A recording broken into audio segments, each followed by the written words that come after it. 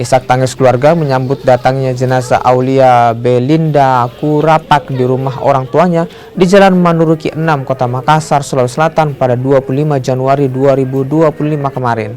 Sejumlah kerabat dan juga rekan berdatangan memberikan ucapan bela sungkawa atas meninggalnya perempuan 28 tahun itu. Di rumah orang tuanya, jenazah akan diibadahkan sebelum nantinya akan diberangkatkan ke kampung halamannya di Sanggala Selatan, Toraja, Sulawesi Selatan untuk kemudian dimakamkan. Aulia di Jakarta sejak 2017. Awalnya korban bekerja sebagai pramugari di salah satu maskapai swasta dan terakhir bekerja di konsultan hukum. Kakak tertuanya dari almarhumah. Pak, mungkin bisa dijelaskan sebelum almarhum menjadi korban di Jakarta dia selaku apa, dia bekerja apa? Ya pada saat ini sebelum meninggal adik bekerja di konsultan hukum.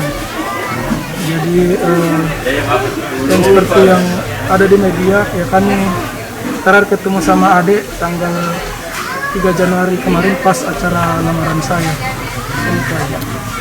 Itu rencana, jadi ini kan jenazah sudah tiba di Makassar, Pak. Rencana kapan dikebumikan dan di mana lokasinya?